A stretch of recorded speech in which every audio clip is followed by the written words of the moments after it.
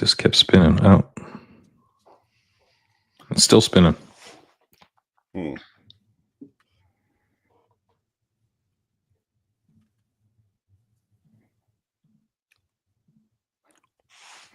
Are we better off, like, sort of dumping and rejoining, maybe? Maybe. It's probably my fault. I bet it's probably my connection. Oh, we're live. Hi, from Grand Island, New York, between Buffalo and Niagara Falls. First laps in the books. I'll take it. Get it back through the back door. Chilly today, but sunny. Sunny in New York State for more than one reason. Underdog is back as of last Thursday night. I was, not that I would know anything, but not expecting that. Realized immediately, not on my game. We're working on that here in the last just less than a week. Of course, Best Ball Mania season on Underdog well underway. Now that we've had the schedule for a week, which stacks are optimal? Which are tough? I've got a couple of guys that I'm having a tough time with, which are maybe too easy. Could be more, too popular. We will talk to the experts, our heroes. Pat Kerrane, Davis Maddock, Jacob Sanderson. Here we go. ADP Chasing. I'm Mike Schopp. It is May 20th, 2025. In Underdog Best Ball, ADP is set by two separate yet equally important groups. Streamers that set the market and the slappies that chase it. These are their stories.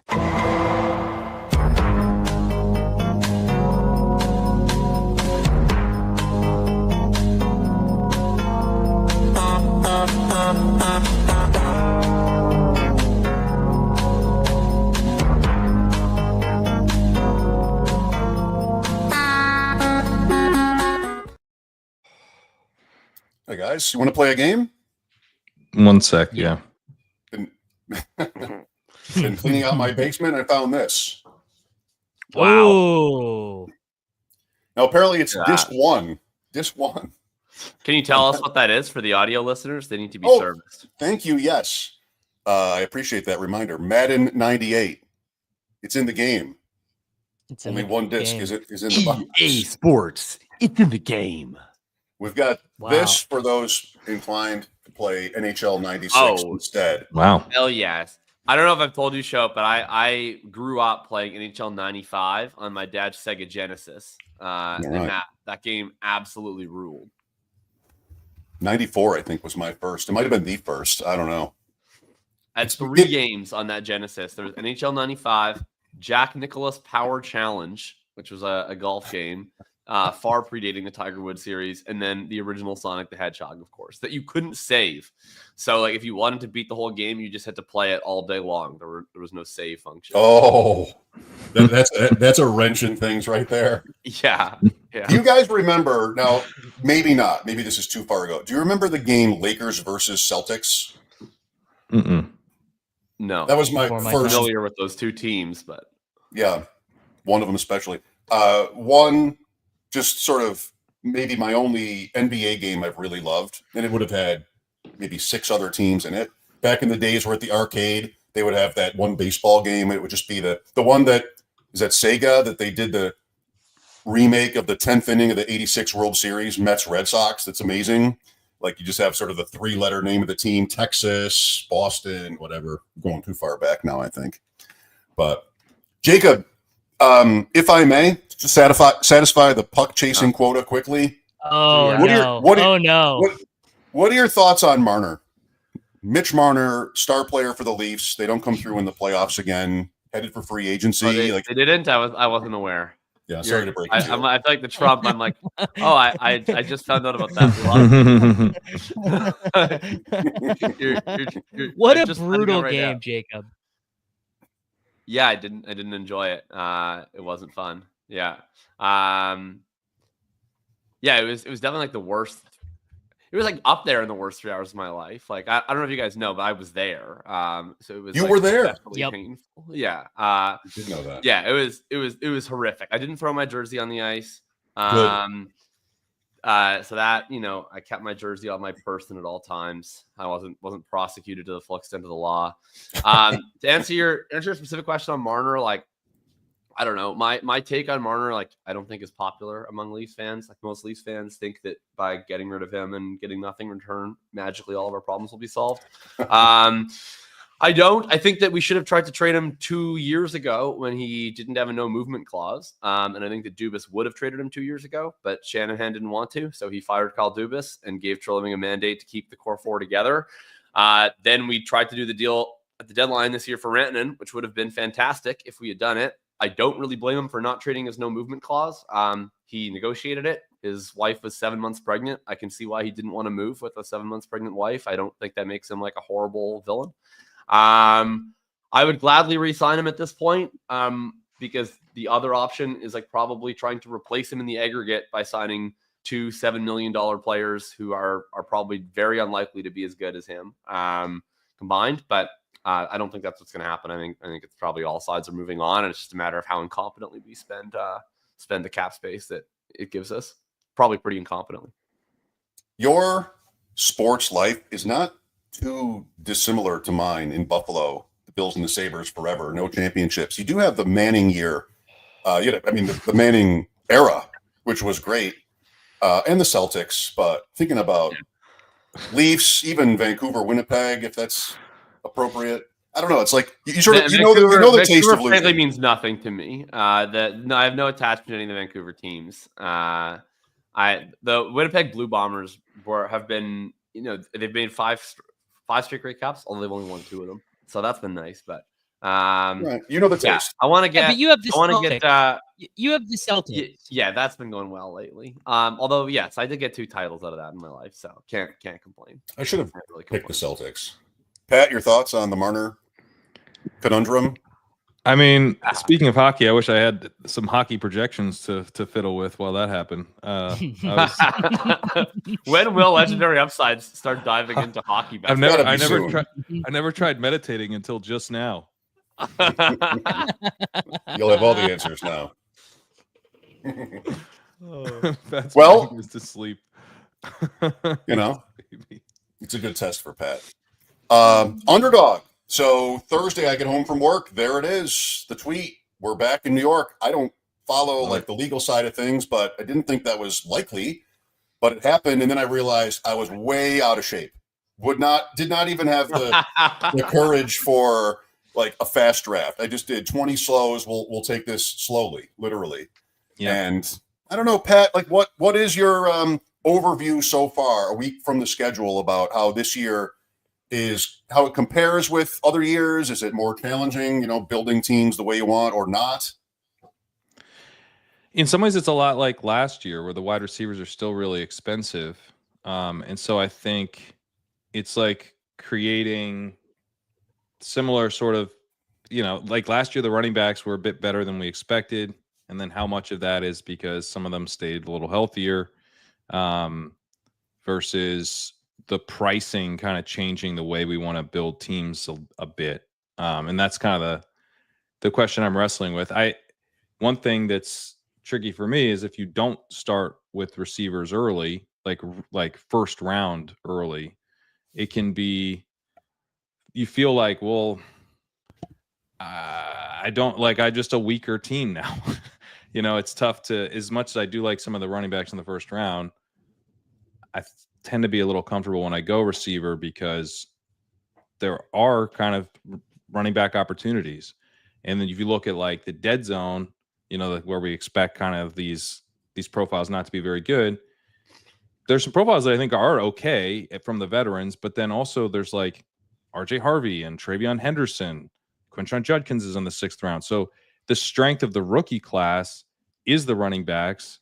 And we know even from, when Ben Gretsch was writing about the dead zone in 2019, even then he's like, well, if there's actually upside profiles here, we want to take them. And so we're getting that this year as part of the reduced pricing at the running back position that is kind of maintained even after last year's running back success. Davis, your thoughts on that? By the way, you want to explain your situation? Yeah. So my power went out. No idea why. There were tornadoes last week. My power's been fine. I was right in the middle of a Endgame Syndicate roundtable an hour ago, and my power just popped out. So I am on the hotspot from my phone right now. powering through. My thoughts on that are Hayden Winks always does this great research, both back-looking descriptive data and predictive data. And the golden rule has been you need 4 wide receivers at the end of the 7th round. And last year, the optimal number of wide receivers to have drafted at the end of the 7th round was 0.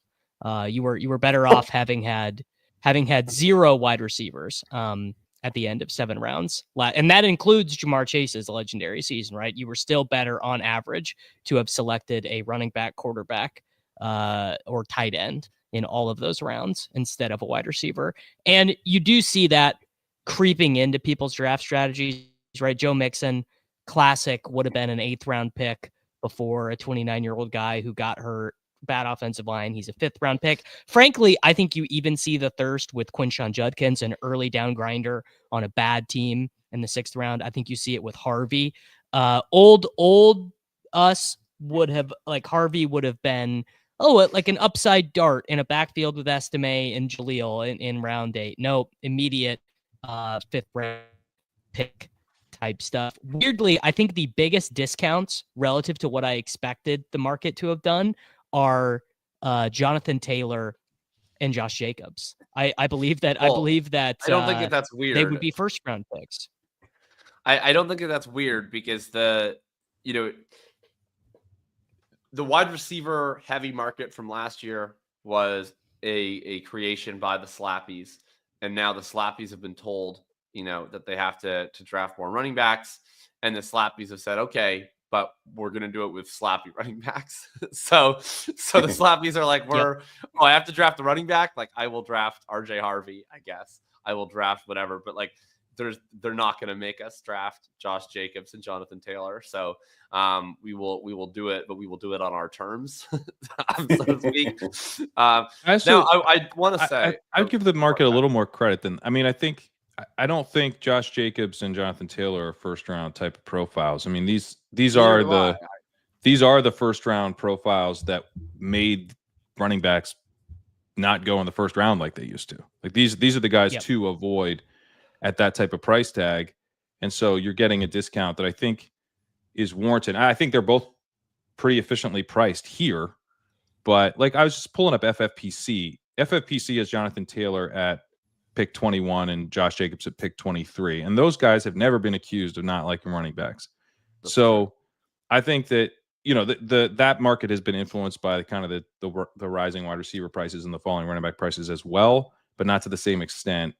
And like they have RJ Harvey at pick 58. So Harvey, I actually do think, like, because of the opportunity in front of him, I feel like in 2020 he would be a 6th rounder, but I don't think he's like actually that crazy to be in the 5th. You're getting the upside and the opportunity. To be clear, when I'm saying the Slappies are X, I'm just describing what I think is the appropriate price. For sure. Okay. Like I am. The slap call is coming from inside the house. So like I'm not mocking the Slappies. I'm just describing my process. Thank you. That could be a slogan for this show. Actually, I'm not mocking. Not mocking the Slappies. Describing my process, but I don't know. I think I wish that it was a bigger overcorrection, frankly, because I do think. Yeah, me too.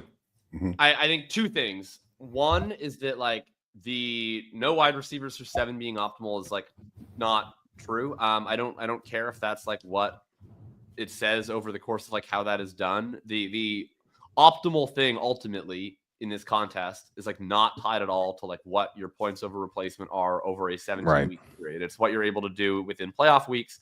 And that relies on having an opportunity to generate ceiling at all 4 of the positional groups. So I completely reject that like we should be using season-long points above replacement to evaluate best ball strategies in the first place. I think that it is describing something that's not the actual game we're trying to play. And so you need to be able to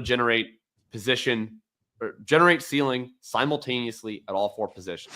The reason why we were willing to sacrifice projected points in the first place by deferring some of these running back points is that tends to be a more predictable, projectable path to running back ceiling from late round picks because of contingency. When you're getting ceiling from late wide receiver picks, more often than not, that's randomly distributed. You're usually not walking into a week, looking at your DraftKings projections and saying, oh, this player that I got in the 15th round is $7,200 on DraftKings today.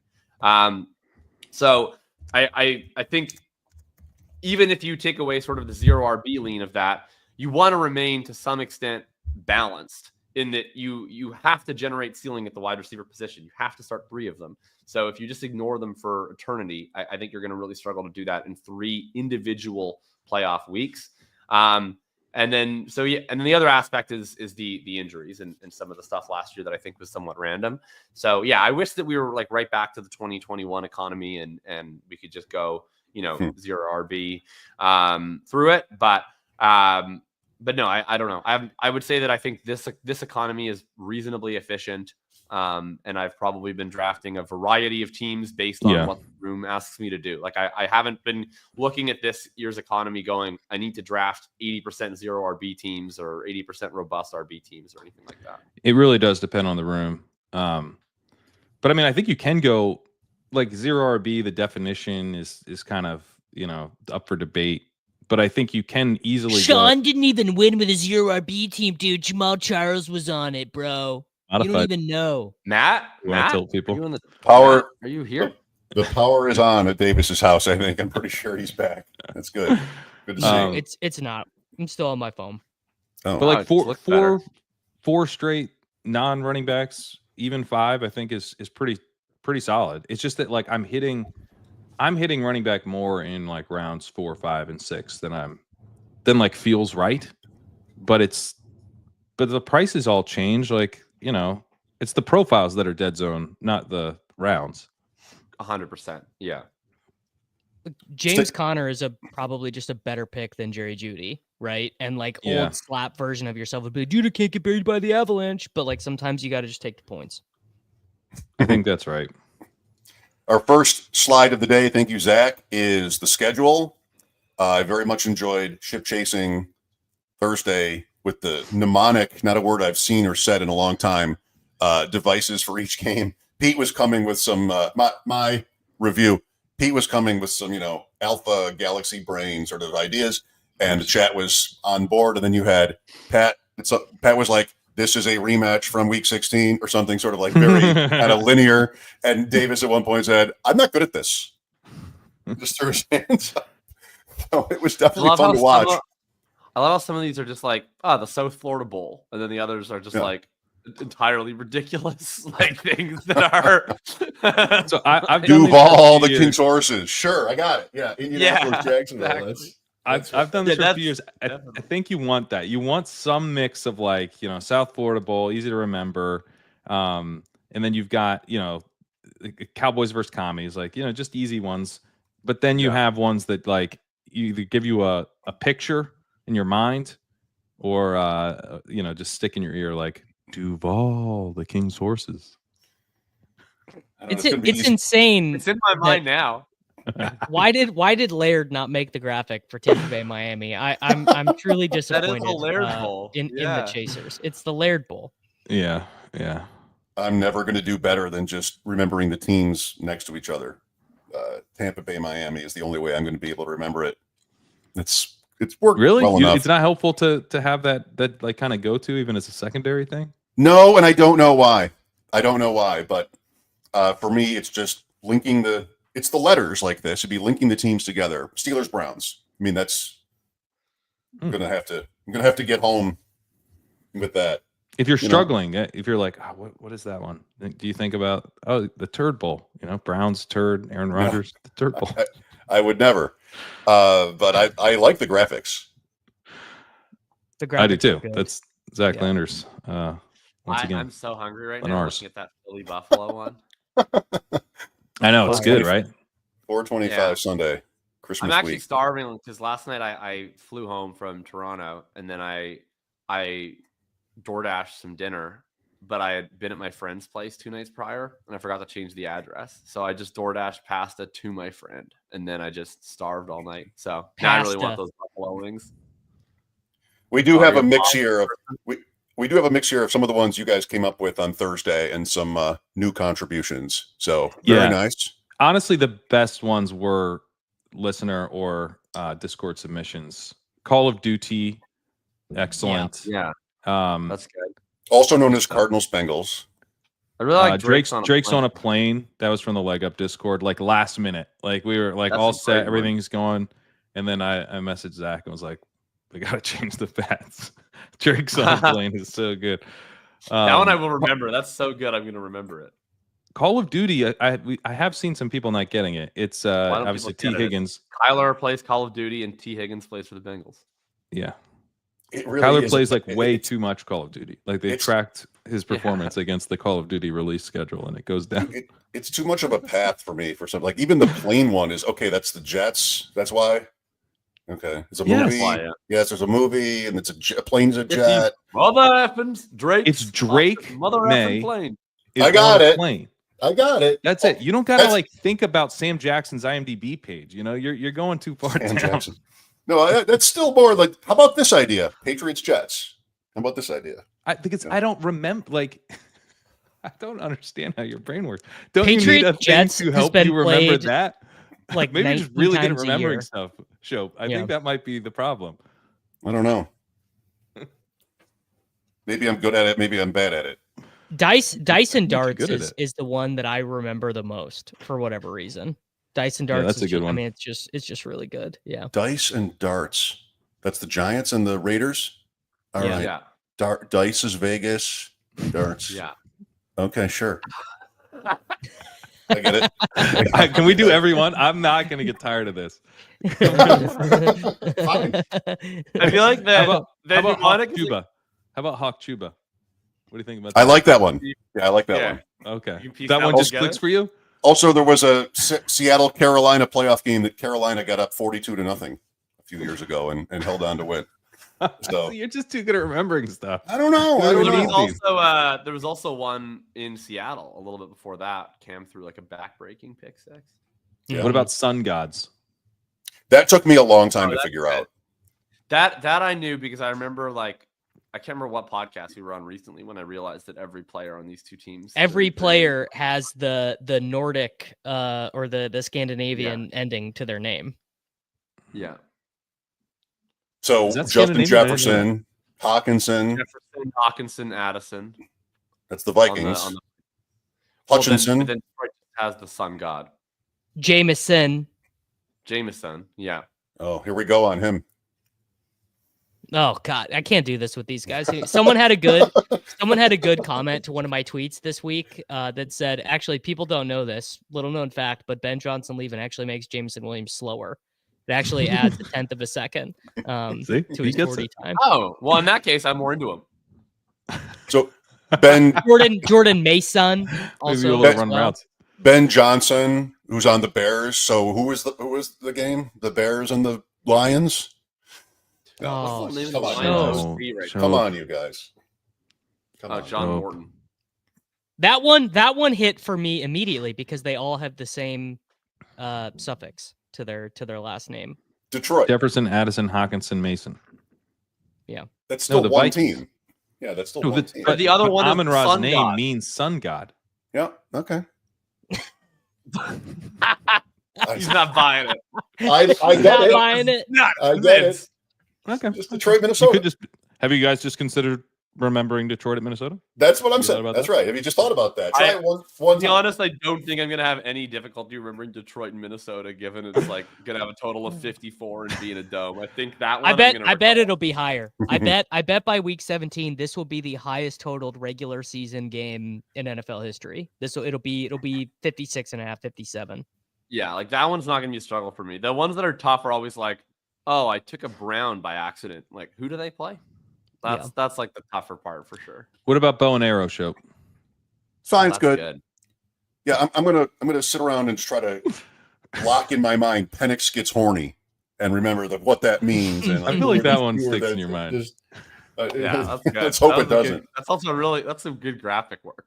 That one was mine after I we had Penix staph infection, I think, and I was like that, but got to be a little bit better. So I went with Yeah. Penix gets Like horny. if this in the early stages, we would have just called that the Raheem Morris Bowl. But I really love that you've gone further into things that are just completely outrageous. Big dog in the frozen tundra is better than Ravens Packers on Peacock probably on Saturday night. Probably. See, look, you're just too good at remembering it. Roku. You No, know I'm the not- NBA, I'm not- you know I'm the not bragging. network. I'm not bragging. I'm just trying to explain Yeah, myself. if you already have like every piece of information in your brain, you don't need the big dog in the frozen tundra. We're trying to use mnemonics to get that information to stick in our Okay. brains. Okay. You know the exact start time on the network. Well, I might. It hasn't been announced yet, but I'm guessing that's the game they want for Peacock. You want to go to There's a Risers? chance in hell I'm remembering Bourbon versus Broadway. That's right. going to be a tough remember. I agree. That one's terrible. At least you don't need that game, probably. Or I don't know. Saints Titans. Two of three teams that did not get a single night game meeting in week 17. Outdoors too. Outdoors. Saints outdoors week 17. Brutal. I guess both of those things Woof. were part of like Roman culture, right? Saints and Titans. That helps, sure. Yeah, that's going to get me there. I don't know. Titans are more Greek culture. They're more than- Greek. than Roman culture. I think that's right. Yeah, Yeah, fair. I guess Saints are. Yeah, that one just doesn't. Saints really very stick. Saints very Roman. Eventually, obviously. very wrong. Do you want a? Took a minute. We can keep going as long as you want on this. If you are done, do you want a stack take from me, or do you want to go to Risers? Because Let's hear the stack. Let's hear the Here's the stack. stack. I'm having a tough time figuring out what to do about Jayden Daniels in these drafts. Okay. McLaurin goes an awkward kind of 15 picks earlier. And if I don't get Debo, what am I doing? Is it like Ertz. is it Ertz in week 17 is the point, and it's Zach Ertz? Like, I don't know. The other top quarterbacks, it's kind of straightforward. With Buffalo, you can always get later guys. You know that. Cincinnati is obvious. Philadelphia is similar. Baltimore, you kind of know. And this year, it's more sprinkled through. Washington, I want Daniels, but when I've drafted him, I feel like I'm getting stuck. I don't think you need to. I mean, you probably don't need to stack Daniels because I don't how think much you he do. runs. And if you think about it last year, like he had some of those games where it was like Alameda Zacchaeus, De'Ami Brown, like so. I mean, I certainly would try to stack him, but like I don't feel that badly about myself if I wind up with the naked Daniels on the team. What's your quarterback two then? Like, you're just going to stack like a low rent option with Daniels? Yeah, I'd you could do wanna a take, like, Janu. pocket. I'd want to take like a pocket quarterback with Daniels that I can really stack up if I'm doing like a naked Daniels. I like Stafford that. I think like Daniels and Allen and Lamar at these prices, you're really betting that they have just like a huge blow up week or multiple. And like they don't necessarily carry that many guys along with them. Lamar's the most stackable because you can do Flowers right there. You can get Andrews. You might have Henry. So there's lots of ways you can do Lamar, but Allen can get kind of tricky because Shakir goes on the other side of the board. Kincaid is like with this like knee stuff. I'm kind of a little iffy on him. And then, you can like take Josh Palmer or whatever, but it's like not exact. It's like you end up with like Josh Palmer and Ray Davis or something, and you might get sniped on Davis. Leone said Kincaid's fine. Leone said actually, if you read the article, all right, I'll dig in. Kincaid is fine. He's not. He's not. I don't know anything about this. Leone said. I don't know anything about this. Leone said if you read the article, it was like more concerned about they were more concerned about like his strength as like a blocker is what the article Is this the article? I don't know anything. Bills have big plans for Dalton Kincaid after injury-filled second season, or what? What article? I believe that is the article. Here, I'll pull up the thing I saw. It's got to be recent, I hope, because I don't know anything about it. Here is what I think, Davis, the GM's point was on Kincaid after the season, because then when he was doing his media tour and trying to, I don't know, it was mixed. But what he explained himself on Kincaid, and it's really about getting off the line, just getting free from press coverage earlier, being stronger and being able to do that. I don't think they want to use him with his hand down, but I think they want him to be able to separate. Nobody on this team can separate, and they want him to get stronger so he can do that. I don't know anything about the knee. I know he had problems last year that maybe somewhat stemmed from it. So the upshot is that he's not injured; he's just bad. was injured, isn't injured now. I mean, if you look at their team, though, like basically, Is he still bad though? Well, he always was. He had the one game against Yeah. USC, dude. He had the game against USC that like kind of irrevocably changed the future of the Buffalo franchise. But other Yeah, than so the thing I saw was from Jeff Mueller, who said he dealt with a PCL sprain in his left knee and then rumored to have undergone surgery for his right knee this offseason, likely meniscus debridement. Love it. So he called him in a void. So I don't know. I mean, I was already like, I felt like I was already kind of carrying water for Dalton Kincaid based on what he'd done in like, at least in the leg up ranking stuff. I'm like, come on, like, you know, maybe he's better than he's shown. But like, if there's any kind of like health stuff, he's a scary pick. Because I'm just like, I don't actually think he's really that good. He hasn't shown that he's that good, and it is kind of an opportunity based play. So I don't know. Okay, I'm getting a little squeamish. all right. So Daniels, I can just draft Daniels because he's great, and figure out Stafford or someone else, Geno Smith, later on. Got it. And I know they play Dallas in week 17. I don't think you have to wait that late, Joe. Honestly, like you're still Daniels. You have to get through week 15, 16, and 17. You have to win week 17, and so like even a guy like Daniels isn't necessarily going to go nuts for 3 straight weeks. And if he does, you probably do want him stacked. So I mean, I think you can do it a number of ways. Like you can still invest in the quarterback position after Daniels to try to get through those single elimination weeks, especially if it's like, yeah, like Jacob said, like someone stacked up. Like I wouldn't mind stacking up the Bucks and have Baker and just like think like, all right, Baker, and you know, Baker's more expensive than Geno by a long shot, but it's like, yeah, Baker can have like a huge week 16 and get you through, or like Baker can be what wins you it, and Daniels is what got you there. Okay. Risers.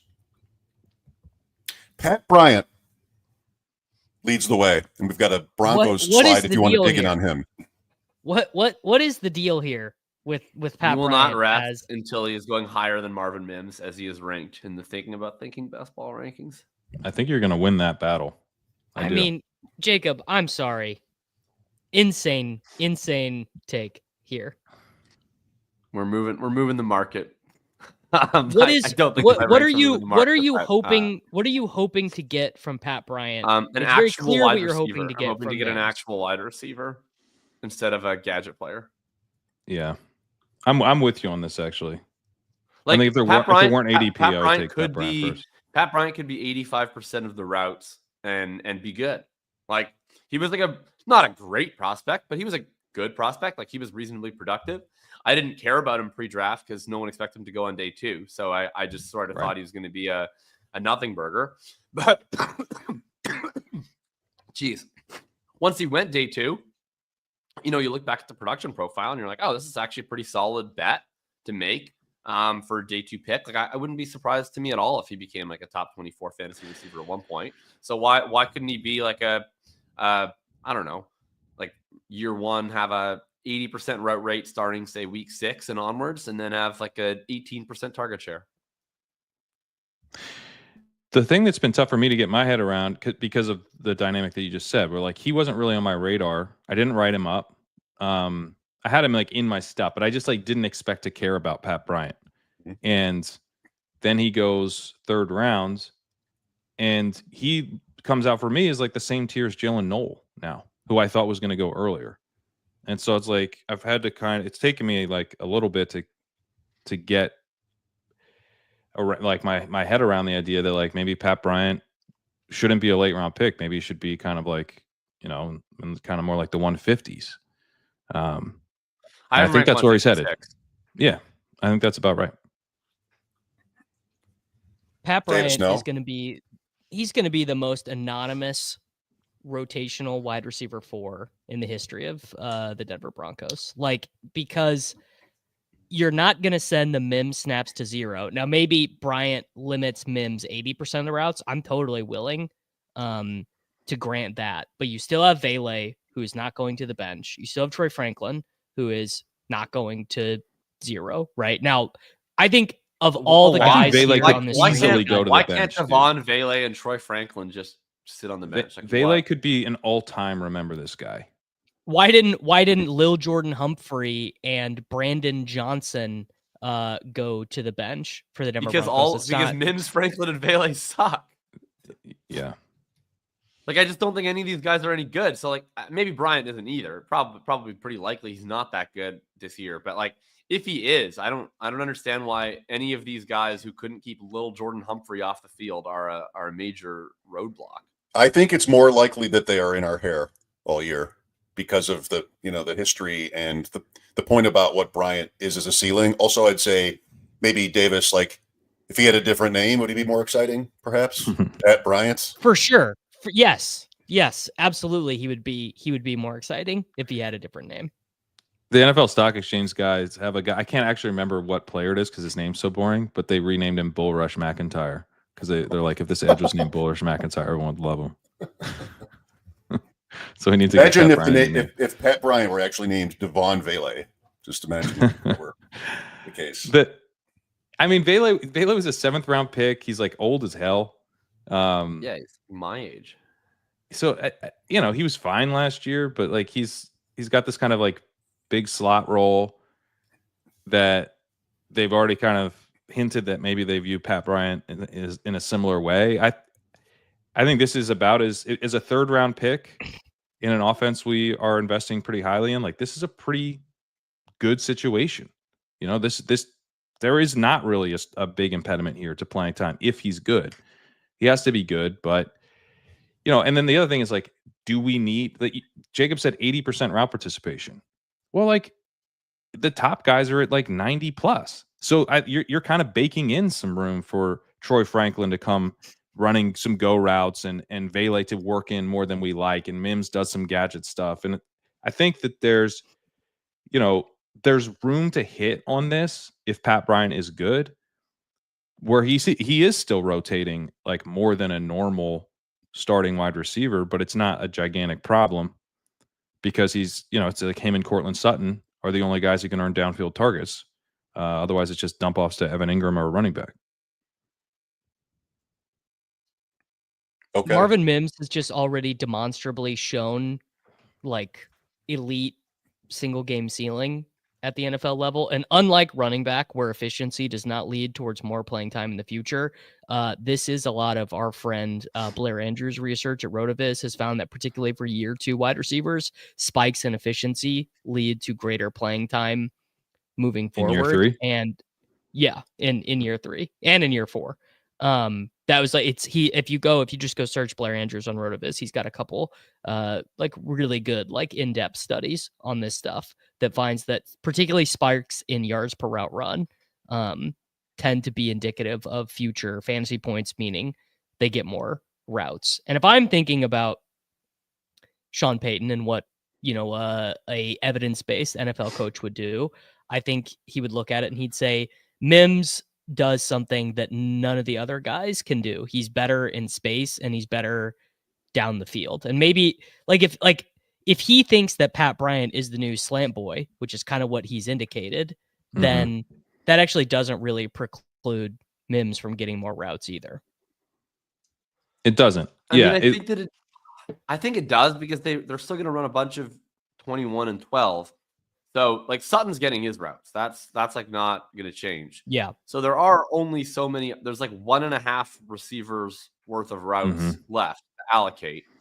And like I understand that Bryant and Mims probably have very little in common in terms of their role, but if you know that one of them is playing almost all of the routes, that does mean the other one's a part-time player at best. That I think is like true. I just view Mims as being like a guy who will have fun usage, but not play full. I would just be very surprised if in year 3, after 2 years of being a high efficiency per target, low volume player, that Mims is now viewed very differently by the staff. I think he's going to continue to get some gadget work, get some drawn up shot plays, have some spike weeks. I just think his route participation is still not going to be anything close to full.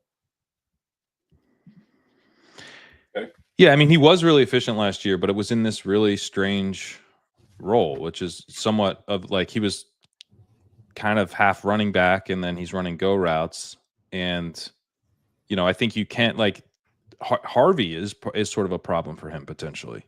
Like in some of that out of the backfield stuff. Only in theory, because the Harvey receiving stuff at UCF, I looked this up because Sacrilegious mentioned this to me in one of my streams. He's like, oh, you know what, Leg Up, we think one of the things is that Harvey is going to take some of this away. Harvey was like legitimately bad as a behind the line of scrimmage receiver at UCF. Now, there's a lot of reasons for that, but I've said this before. I think a lot of the things that people are thinking is Harvey is like a Darren Sproles type role for the Broncos. I disagree with that. I think he's the Pierre Thomas role, which is I would agree with that. That's fine. Sproles is I don't think two passing code. I mean, he's more like a Bucky or something. Yeah, which again in my mind is not an overlapping or duplicative skill set with the type of stuff they were having Mims do. Mims was doing the Sproles stuff, which is a decidedly different thing.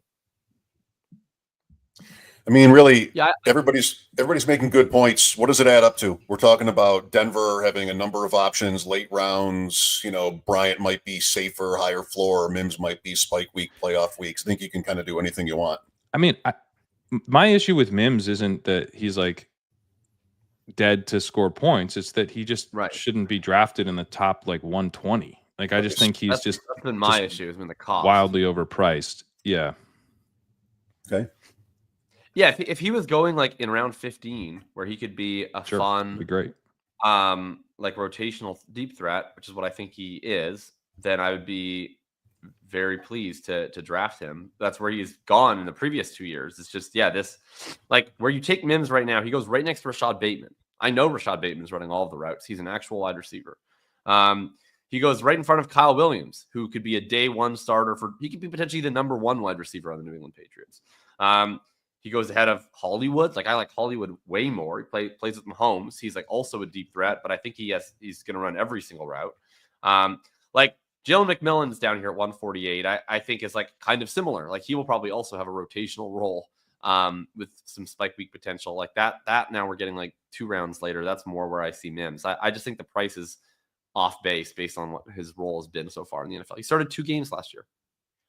Well, you have to pay the tax for the fact that he got 30 in week 17. I mean, that is what the you don't have to. You don't have to. The IRS is not knocking on my door if I show up with 0% Marvin Mims. To get him, you have to. Yeah, I think he's fine. He's fine to fade for right now. I don't think he's going to rise. Like we're probably going to hear more about Pat Bryant, a prospect who wasn't on people's minds. Like I think the feeling of playing catch up on Pat Bryant that I'm having, I don't think is unique to me. Like I think the market is kind of, we're all like, is this too high for Pat Bryant? Like maybe not. Okay. All right. Oh, he's moving up again. Is that too high? Like I think that could happen, and it could be supercharged by him having some good notes at a rookie camp, which, is a reasonably likely thing to happen. So yeah, I don't know. I think that these guys get closer even if they don't flip. So I'm not sweating fading Mims right now. I think I never heard his name. Kyle Williams, Torrey Horton, Jalen Royals, other guys, that were drafted later or much later were more talked about. So we're seeing him creep up. He is at the top of the list. Jakob mentioned Hollywood playing with Mahomes like it was a good thing, which I thought was funny, considering that it's not. It's like, do you really want Gardner Minshew as a wide receiver 3, buddy? You can have him. Well, getting ready. Wide receiver 3 goes in the 3rd round. Getting ready already for next year's montage of just misconnections between Mahomes and Hollywood Brown. 25 plus air yards. I'll be ready for that. There'll be a list. I took like literally 0 Hollywood last year, but I think his price is ridiculous this year. I've been very. I'm not into him. Okay. You get, because like you look at like last year, it was not. I mean, I know he was coming off injury, but it's not great. Well, he didn't play. He did in the playoffs. Yeah, like a little after a His full his season, targets right? per route run, Pat, was actually pretty good He was in getting- the games he was did play. earning targets. Rashee Rice is back. You've got Xavier Worthy likely to take a step. They drafted a dude, so that's like creates like some real downside risk. Probably unlikely. That No, the Chiefs matters, drafted but- someone on day 3 who will never play a snap for them.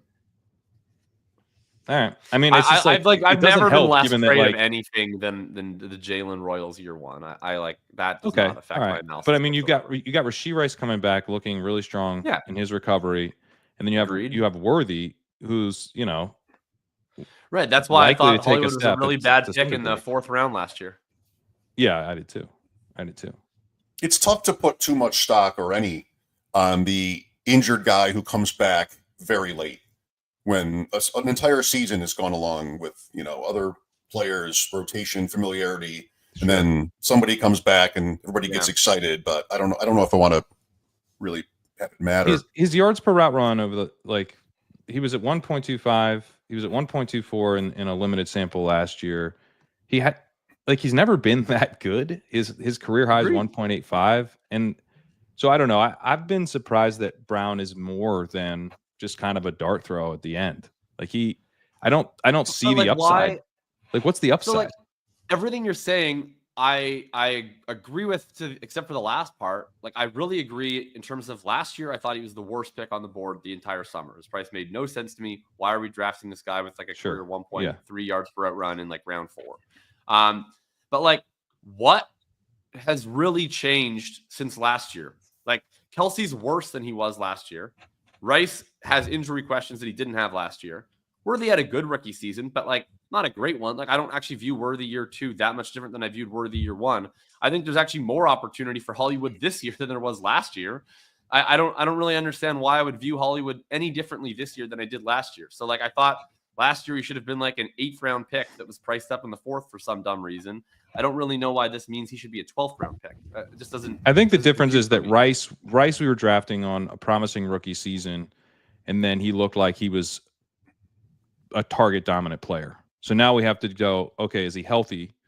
But if he is, he I think kind of changes the situation in Kansas City a bit. We also had another year of Mahomes looking like Gardner Minshew. So the whole he plays with Mahomes case did kind of take a hit, especially from let's get wildly overly optimistic about a guy. I mean, relative to the price last year, you could say, oh, he should be an 8th round pick, but he shouldn't have been. He should have been a 12th round pick. It was ridiculous. It was truly ridiculous last year. It was never going to work. So I don't see why I have to take last year's price as if it was at all rational. It was hope. That was just a pure hope buy.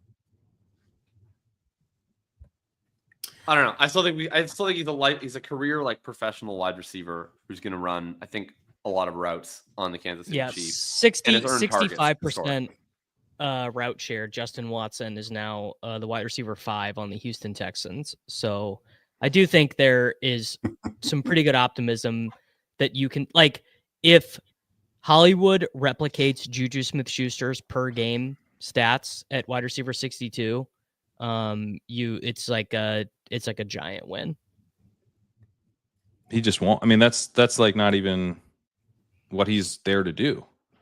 Except it kind of is. If you look at how they deployed him in the games that he was there, I believe he only had 1 target over 30 air yards in the games 10.8 that he ADOT. did play. Yeah, a Which lot has got to closer be to higher line of than scrimmage. Juju. Not that much higher. Juju 5.9 last year. All right, I'm wrong. Is he under contract still, by the way, there? Yes. Juju, yeah. He is, right? He'll probably play more than I would like him to. At all. I also feel very confident saying he will have a higher route share than Jalen Royals this year. Juju will play a lot early on in the year while they are making sure Rice's knee is okay. He and Rice play the same position in the offense. Right. Other risers. Jameson Williams, we talked about him a lot last week. Will Shipley from Pat's last call team, moving up. Well clear of the 200 line. So, looking like great closing line value on that one. And that's how we're judging this, right? CLV? I don't have to have Shipley score points later. Oh, shit. You're breaking up. Keon Coleman, DJ Moore, Justice Hill, Dak Prescott. DJ Moore, I feel like the vibes on him have not been good. Yeah, that's and interesting. Yet he's climbing. Yeah, not by much. Maybe it's just sort of a stable market right now. Is one thing. I mean, these are some Don't small blame rises. me for That's that right. one. I haven't seen the Fallers yet, but wasn't- maybe there are wasn't players Davis around on him the that are. Fallers last week. Was Davis that convincing for people? Apparently. Yeah, I can believe it. I think the market, by the way, is kind of learning the wrong lesson with these Shipley and Justice Hill rises. They're just like really pricing in running back to security. Like Justice Hill is like the definition of a chaperone. Shipley is like locked in as the running back too. But now that Shipley is going to come close to being like, I don't know, 80, 90% drafted in Best Ball Mania, you should be doing a lot more of Taj Brooks, Blake Corum, Raheem Mostert. Lloyd. I know it's Marshawn Lloyd. Like you should be the really good running back 2 bets. I think particularly running back 2 bets who have no path to standalone value and it's all pure contingent. I think that you probably are better off doing a guy who's 37% drafted but might not be the running back 2 than being like, I'm going to take Will Shipley every time. Well, I don't think you should take Will Shipley every time, but like, why can't I just not take the guys who I have no idea if they're gonna be the RB2 until I have some piece of information that suggests? Yeah, that's how I feel. Like I would like, why would I take Taj Brooks now when if I later want to take Taj Brooks, I can just take him every time for 2 straight weeks in August? Maybe Taj Brooks is a bad example. Maybe Marshawn Lloyd, a better Blake Corum, probably honestly a better example for all of these guys. Like Marshawn Lloyd, I'm into. into. I have concerns about their place on the depth chart. I would rather just Lloyd's a little different because I think he's probably a bigger favorite for the RB2 than the rest. But like for the most part, I just the guys that I'm not sure if they're the RB2s to me, I will just look at in August and like Underdog doesn't really care how you sequence your drafts. Like you're just gonna jumble them all up at the end anyway.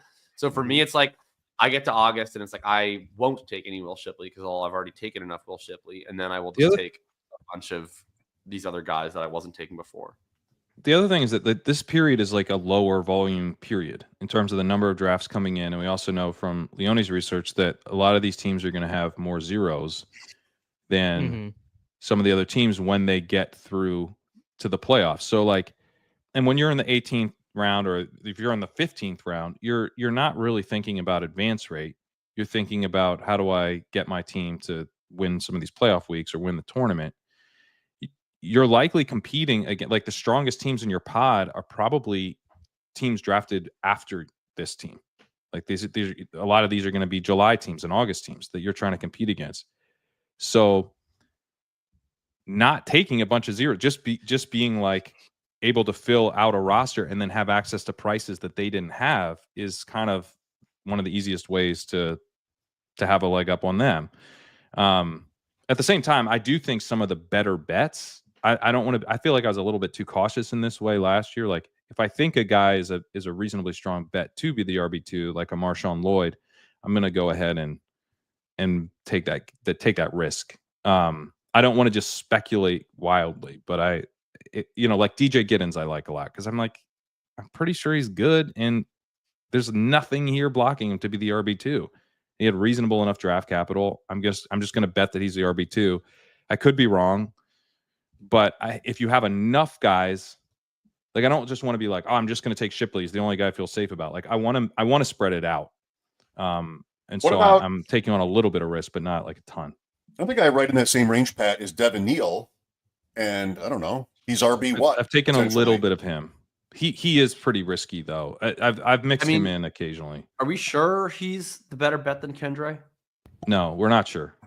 We can't be sure.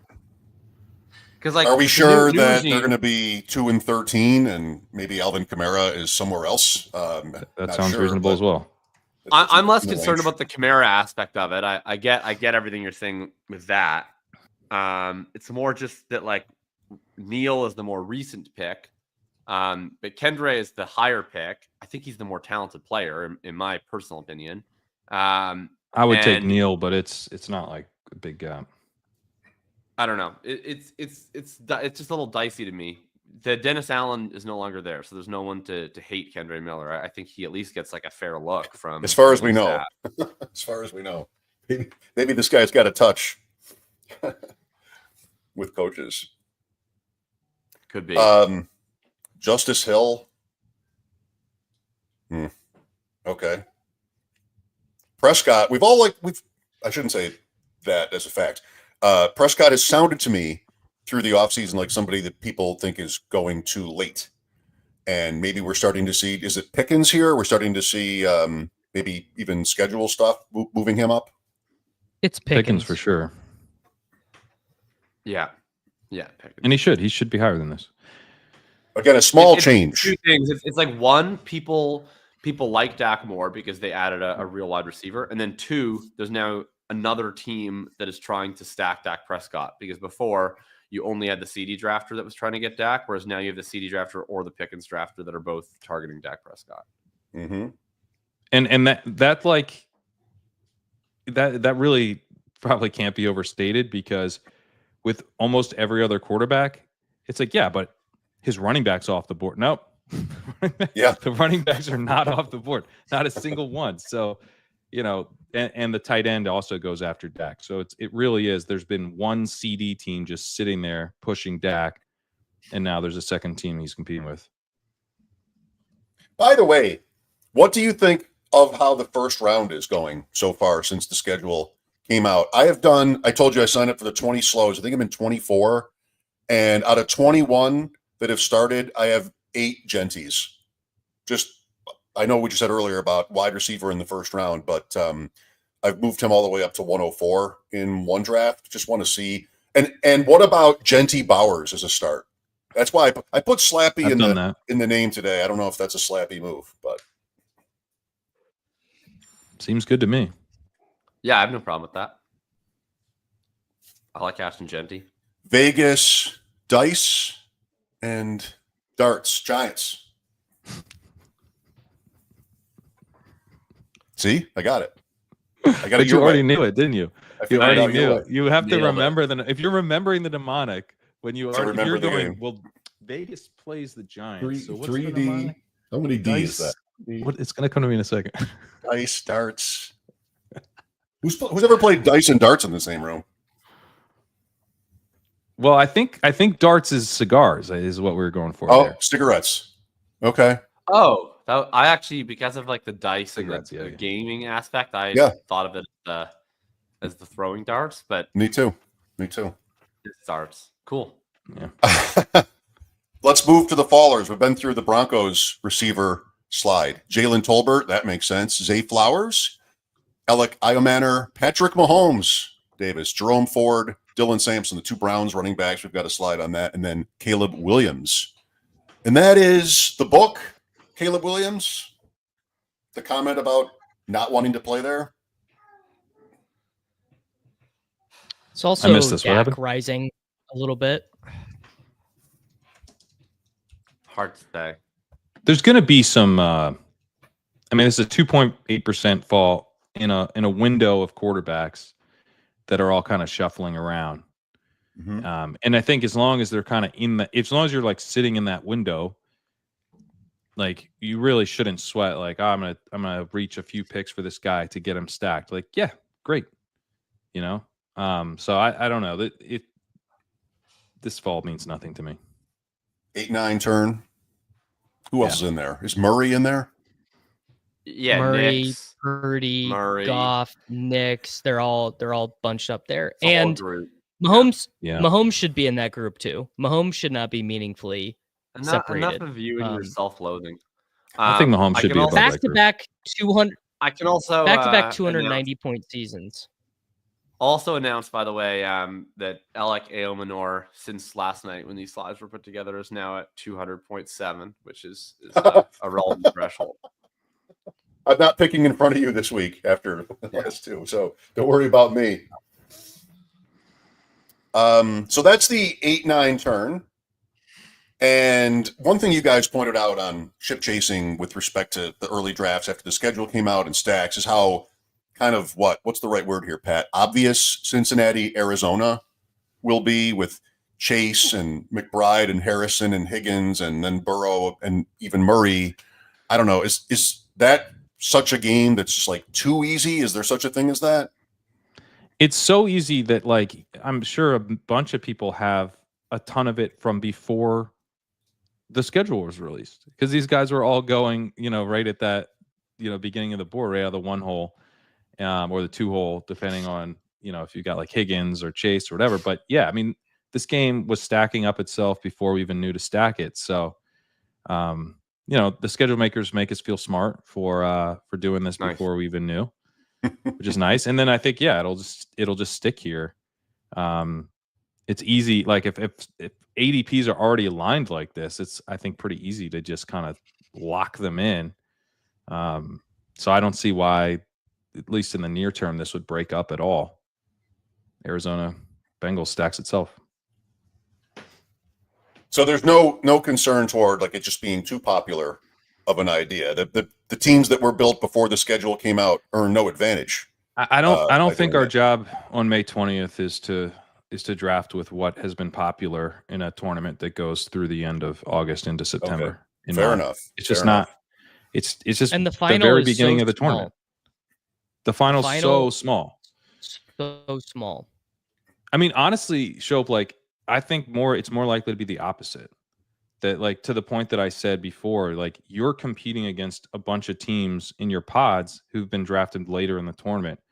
It's possible that this particular construction is not available later, and it's a pretty appealing construction, so why not make it?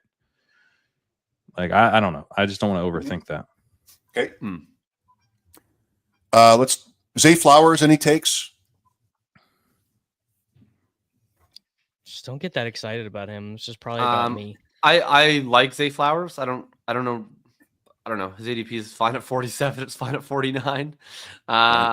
Also that same end of the draft. He's like, I think it's not an exciting pick because he's like a young player, but he feels like an old player because he's just kind of been the same since like week 1. Like he just immediately had a full-time role. He hasn't really changed all that much. He's been efficient. He's volume capped in the offense. He's just like a guy that, like, if you need a wide receiver and he's the highest available in your ADP, it's like a totally cromulent pick.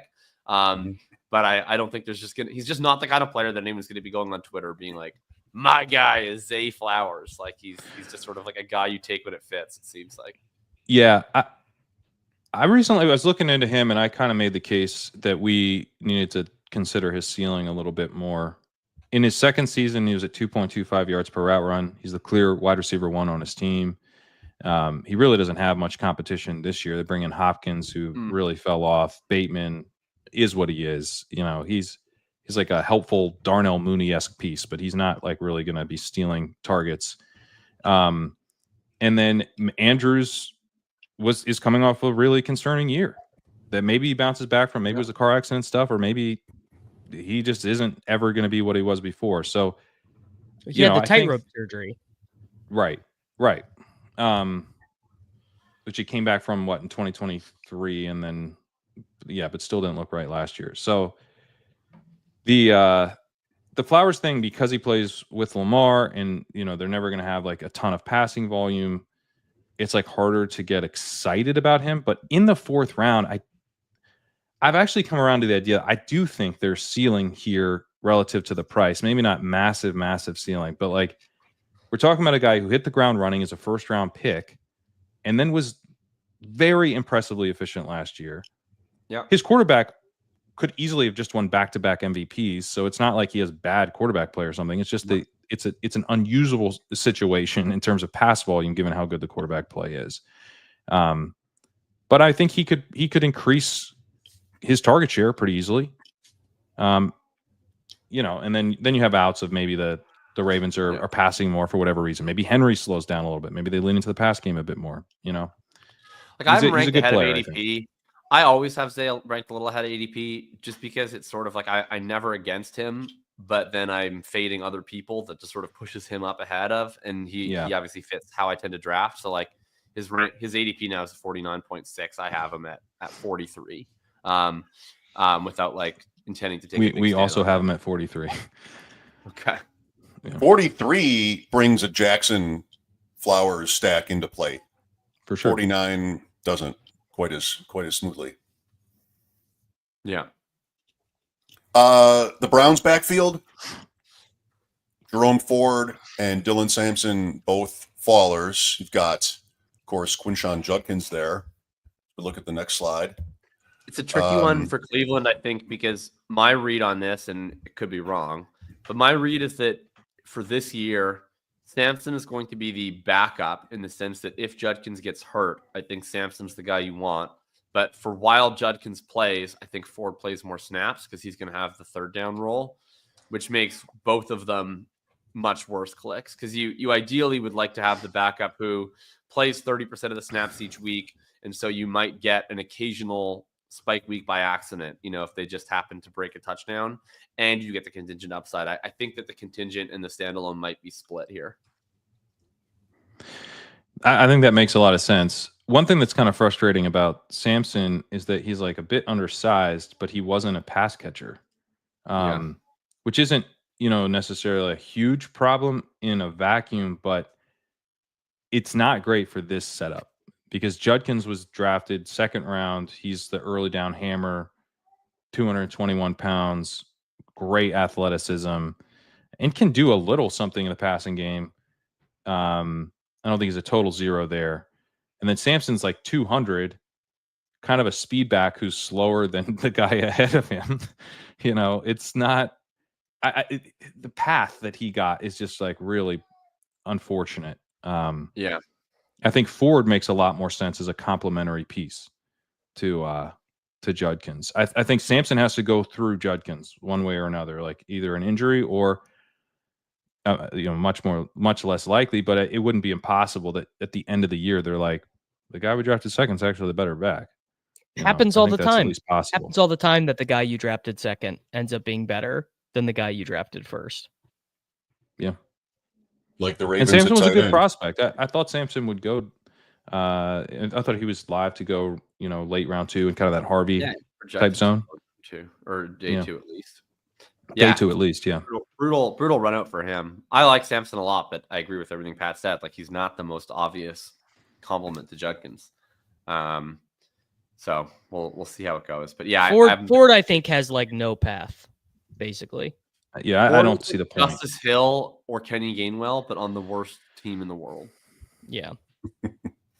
Justice Hill's a really good comp because I think he'll mix in and stuff, but it'll never really hit your lineup. And then, like in the same way, if Henry were to go down, I was surprised to see Hill rising because if Henry were to go down, I don't think they're going to turn to Rasheen Ali or something. Like Hill's role would obviously get bigger, but it wouldn't be like it's not like he's our new Derrick Henry. Like it would become a split of sorts.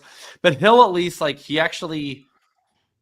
the Ravens score a lot of points, and sometimes Justice Hill's a recipient of those. And they do skew him up for some wheel routes and stuff on occasion. Like he actually can have a good amount of usable weeks as a late round pick. But I think that the thesis on Justice Hill is different than it is on a Will Shipley. The idea with Justice Hill is he will score points alongside Derrick Henry. But the ceiling's not that high. So he's kind of like a late round chaperone type guy. If you've taken shots on a Marshawn Lloyd and then you pair it with a Justice Hill, you kind of get one guy who can contribute. I view Jerome Ford very similarly, although worse because the Browns are going to score half as many points as the Ravens. Yeah. Over under 5 wins. They play the NFC North. Their division's brutal. It'd be a long road for the Browns. Just a couple of names, if I can throw at you guys for takes, because we're through our slides here and we still got a little bit of time to spare. Thoughts on drafting Jauan Jennings in his range? Does that feel good? Does that feel gross? Both. Can it be both? It's both for me. Sorry, what? Jauan Jennings? Yes. Yeah. Why is it gross? It feels awesome. Because he's a 4th-year player who's I think 6th. 6th guy. Yeah, see, I'm taking years off him, and early 6th round, early to mid. No, I'm saying how many years has he been in the league? I know. He's entering year 5. Correct on 6. No, he played in 2020, 2020, Did he? 21, 22, 23, 24, 25. Oh, he didn't log any stats in 2020 No, per PFF. he didn't log any stats. Oh, boy. But he graduated. I know because he's a Vol, so he graduated on the 2019 team because he caught the Hail Mary against Georgia. Okay. So safe to say for he's me, a late breakout in the NFL. He's we've established that. He's a What I late want to know breakout. is how invested in him the Niners are. So yeah, I mean, I think okay, the upside is Aiyuk's coming off a multi-ligament knee tear. You've got Ricky Pearsall, who took a long time to show anything and was a weird first round pick. He could be very little. And the Purdy, I think, showed that he can make plays last year, even if the situation isn't perfect. You do have McCaffrey coming back though, so the offense could be rolling a bit more. So and the other thing is, with the way I build, Jennings is often someone where I'm like, well, he should be productive right away. I don't have to worry about him. Yeah. And it's not like he's only an early season play. Like if he hits, he could be just a great pick. But I don't, he pairs well with rookies and stuff like that. So that all kind of gets me on Jennings. At the same time, this is a slot receiver who just could not get on the field for years. And they have Aiyuk coming back. They have a first round wide receiver. He could be an absolutely hilarious 6th round pick in retrospect. He could be one of the guys we're talking about. How we lost our minds. We were taking this dude in the 6th round. This could be Marquez Callaway. Remember Marquez Callaway, who also went to Tennessee. Exactly. Who was the guy on the Bucks that one year that we took? He went from the Falcons. Well, he was a slot. Would be with the we, but the name is Russell Gage. Yeah, Russell Gage. This could be Russell Gage again. Leave Jacob out of that one. It is definitely in the realm of we drafted, and again, I didn't draft any of these individuals. I make a lot of embarrassing picks, but usually on rookies, not 28-year-olds. But Alan Lazard, remember, he went in the 6th one random year. Marquez Valdes-Scantling went in the 7th that first year with Kansas City. Russell Gage went in the 6th that year with Tampa. There are these really embarrassing picks in hindsight where one year we've decided to draft a 27-year-old who never did anything in the 6th round, and it doesn't go well usually. Never works. So from the zoomed out view, this bet feels terrible. I think the reason I'm willing to make the exception is one, his target earning last year was actually fantastic. That was not the case for any of these other players. All those other players were more just kind of projected into volume in a very favorable situation. Whereas Jennings, we actually saw in this situation earn a crap ton of volume. And then the other difference is that the 49ers are just kind of a more meritocratic team than any other team in the NFL. They're not the kind of team that will look at it and say well, we have this 6th-year veteran and we have this guy we took in the 1st last year, but so we're going to force the ball to the first-round pick. If Pearsall's better, he will be better. If he's not, they will throw the ball to Jennings. They don't care. They're going to throw the ball to the player. He also scored 50 points in a game, which is that is my biggest thing is that he had 50 points in a game. So that seems good. I would like that. Yeah. Sounds like basketball. Yeah. Also, 3rd and Jauan, bro. Have you guys not heard of 3rd and Jauan? They've been doing that for years. Even before Jennings was good. It was 4 years ago. And he would catch a pass and all the 49ers people would be 3rd and Jauan. So they like him. Yeah, I mean, that I'm kind of making the same exception for the same reason. And that you got, it's he was really good last year. And he was better than Pearsall. There were a few different moments where it was all right, this is the chance for someone to step up. And it was Jennings. Pearsall had that big week 17, but Jennings was still, I think, the dude down the stretch. And really the whole time that the opportunity opened up, it was primarily Jennings. So it just gives me so many, this guy turns back into a pumpkin type of flashback, because Pearsall could be better, and then that's that going into year 2. I mean, that happens. Yeah, I mean, he does have the out of Aiyuk not being right, and then you have Aiyuk having his issues with this team. They're clearly like immediately had buyer's remorse on his contract. They're like shopping him around after he tears his knee. Like, I don't think you're going to get the best price, guys. Yeah. So, I think Pearsall could be better. And then Aiyuk just never kind of gets back to the role he had. Like that could happen. It's not just a bet against Pearsall. And I think in some ways it is a bet on Jennings, who was good last year, but it's just it just makes me nervous. But on the flip side, like so last year he had 2.26 yards per route run, and he had 975 yards. Like, it wasn't like a tiny little sample of play. He had a weekly ceiling. He's been in the offense a long time. We know it's kind of a complicated offense. These guys tend to trust the dudes who they trust in these offenses. So maybe it works for us. Is there anybody then on San Francisco we're out on?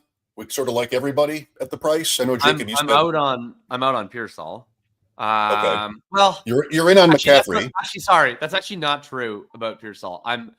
I'm so used to doing dynasty podcasting that I'm fading Pearsall very hard in dynasty. I'm actually much more interested to take stabs on his best ball value, since it's just like he's actually a little cheaper than Jennings in best ball versus like the dynasty price is lunacy to me. I'd rather have Aiyuk, I think, than I think that.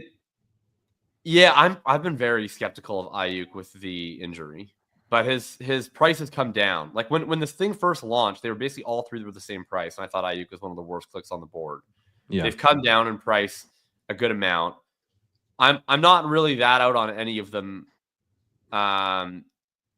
in best ball. I'm most in on Kittle is the guy I'm most in on. I would draft him in like the third round if I had to. But I don't know. The Pearsall thing is really weird to me. Like I've taken shots because he goes in a round where I don't like any of the other wide receivers, but he was not a good prospect statistically. I liked some of his film, but I had like significant concerns about his prospect from a data perspective. He was like a 23-year-old rookie. He had basically one game that his entire rookie season hinges on.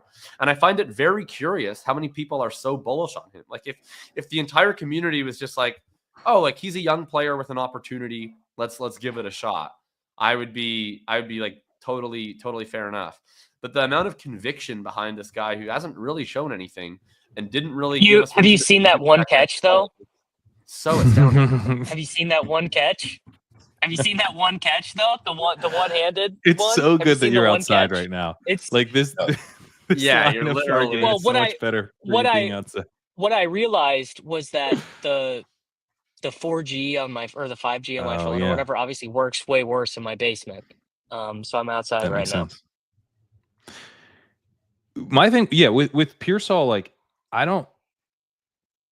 why are we supposed to take him over like Luther Burden or Emeka Buka? I mean, I guess you can argue situation on the Buka one, but like Burden, I'm like, okay, so I'm basically betting on a guy to kind of make his own opportunity, because I don't think anything's going to be like totally handed to Pearsall, especially down the stretch with Aiyuk coming back. Like, it's sort of a bet on talent profile. He wasn't that great of a prospect. It's really bet on the draft capital, but the draft capital matters less this year than it did last year. We only get the one good game last year. I'd rather just, I think, bet on Burden. Like that's the range that I expect Pearsall to be in. I think he's probably at least 10 picks over. You guys got to answer this to me. Which one of Aiyuk, Pearsall, or Jennings is most likely to be Dante Pettis? Because Dante Pettis is always the go-to for me of a guy that Shanahan. It's Pearsall. Yeah. Pearsall had 1.31 yards per route run last year, and he struggled to get on the field for the whole season. Like, and this is in a year where Brandon Aiyuk tore up his knee, and it was Debo's last year on the team. So why are we like excited? Why are we taking him over first round receivers from this year? I just don't really get it. It's not that it couldn't work, but it's a weird price. Proof of concept has been demonstrated. Let me be the non-nerd here. Just a couple things. I think the argument of like just watch the Pearsall film is actually stupid, but I think it is basically just like he did get shot, which I feel like we actually haven't mentioned yet. That's true. He literally That's true. That's a good point. He did get get shot shot. in the sternum, so he missed a lot of workouts and didn't play a lot. That's a very fair point. We've seen Shanahan do more with less, right? I mean, we've seen quite Certainly. bad players put up a lot of numbers. I think Pearsall is basically fine. And I think that maybe the difference that I have with you guys actually is like, I think I've become like a Purdy truther. Like, I think I'm a Purdy actually like truther. I think I'm Oh, like a God. Purdy's like that boy nice. So I'm like, I don't know, man. One of these guys probably scores 10 touchdowns, and I want to have like 17% of all of them, other than Aiyuk, who I just for like ideological reasons. I couldn't be less of a Purdy truther, but I'm definitely a 49ers offense truther. And like last year we were drafting Aiyuk and Debo in round 2, if I recall correctly. Not including myself in that we. Christian McCaffrey was 101, and Kittle was going about where he's going now. So like, if you think about it, like comparison, this year now, we went from first overall McCaffrey to high 2 McCaffrey. We went from round 2 Aiyuk and Debo to like 3 guys going in round 6, 7, 8. Like and Kittle's about the same. So it's like we've changed it very much, where it's actually a much cheaper offense to invest in. And I think Purdy, even though I wouldn't consider myself a Purdy truther, I did think he was more impressive last year than in any previous year, despite the team not succeeding. And their defense got absolutely washed out. So they're probably going to have to pass more than we would have projected them to do going into last year, since our defensive expectations should be way lower. So I think you can be in on every single member of the 49ers. I don't think that you have to choose one. The Pearsall thing is just so, like, I just want to know where these Pearsall truthers came from. I find it very confusing. I liked him last year as a prospect. They came from like, just more than bombs his production, data profile, brother. But this is Just like I bombs remember production. like I did last too. year. Pearsall was like a stand for me. I was like this guy's analytical profile is pretty garbage, but I kind of like him anyway, and here's why. And like I was talking about like what I thought some of his strengths were, and I was into him. And then like I'm not gonna hate on him for getting shot, but like to me his rookie year was like mostly nothing. Like his stats were like pretty bad. He barely played. He had one really good game. He had a 5-game stretch where I believe he had 1 target max per game. Yeah. So like at most I should. That's right, Davis. 0-0-0-1-1. Thank you. So like I don't understand. There's no reason to me why I should view him massively better after that season than I viewed him as a prospect. Like at worst, I should just view him the same. So I don't know why it's like, wow, like he didn't blow anybody's socks off. And I don't understand how I went from like a Pearsall bull to a Pearsall bear off of like one random game. He's my most drafted wide receiver, which I guess should mean something. It's just the part of the draft where he's in. It's the part of the draft where he's in. More than I thought he would, because he goes. Yeah, you get to that point of the draft, and then there's the 2 Green Bay guys who are like basically the most uncomfortable clicks on the board, and then I don't care. Jayden Reed, I think we were a little too low, and we braced him yesterday. He was one where I was like, I'm probably just like scarred. I think this is scar tissue. I need to that boy right there. That boy is nice. I'm backing on Reed. I am not giving Jayden Reed that boy nice. That is crazy. Dude, he is like one of the nicest players of the year. Literally, Jayden Reed. Let him play. Jameson Williams on the Packers. He's extremely efficient. He does great things every time he touches the ball. I have no idea why you of all people like wouldn't be into Jayden Reed. Like all of your arguments about efficiency leading to role increases, like that's Jayden Reed personified. Except Jayden Reed was like actively bad after the second. He had the second highest passer rating in the entire NFL when he was targeted. I mean, that is like you are torturing the data. Davis, who do you think had a higher yards per route run, Jayden Reed or Jameson Williams last year? What do you mean I'm torturing the data? It's Jayden Reed. That's the only reason you're asking. It's pretty easy to. It's pretty easy to do when you run. You know who also probably had a good one? Daltavian Wicks, because he ran about 7 routes. You like. How many routes do you think Jayden Reed? You like Marvin Mims? How can you be like I like Marvin Mims who runs like because that boy is nice. That's why I like him, because that boy is nice. He is so much better than Marvin Mims. Davis, I don't know if you want to get into. Well, you know what? Jameson Williams ran a lot more routes than I realized. Yeah, I think that's a full-time player runs a 4.3. Maybe learn, Pat. Davis's type, if I may, I relate to. It's like the highlight where the guy just sort of runs away from everybody, and Jameson Williams just runs. And Mims had that, and Reed maybe didn't. But Jayden Reed had 11.4 yards per target and 2.2 yards per route run. Like, this should be a player that you like. Every other crappy player that you like has this profile. I've learned this lesson with Marvin Mims. When you only run 47% of the routes and you have like you haven't learned that lesson. You haven't learned it at all. Marvin Mims. You just were Marvin Mims is an 11th round pick. Yeah, that's the problem. The argument you guys are giving me right now is if you like Marvin Mims in the 11th, you're gonna fucking love him in the 7th. Is what I'm hearing. Yeah, and we're surprised you're not taking that bait. Yeah. I have Jayden Reed ranked right at ADP, and I like taking him. Obviously, the big difference on these teams is if LaFleur got his way, they would run. Would they run every down? If it was up to LaFleur, like would they execute a true wing tee running every all 4 downs? They would. That to me, I think, is a pretty big difference. Golden over Reed, by the way. By ADP, he's a little higher. I'm using that boy nice corollary there and going Golden, but I have them ranked literally right back to back 74, 75. I think. I don't because I'm an ideologue, so I have Reed ranked at 72. I have Matthew Golden at 85. I have Golden at 75, but he would be one of the guys that what I would say with Pearsall, like, hey, are you into rookies who we have reasons to worry might not be very good at all? How about one that we haven't seen not play for a year?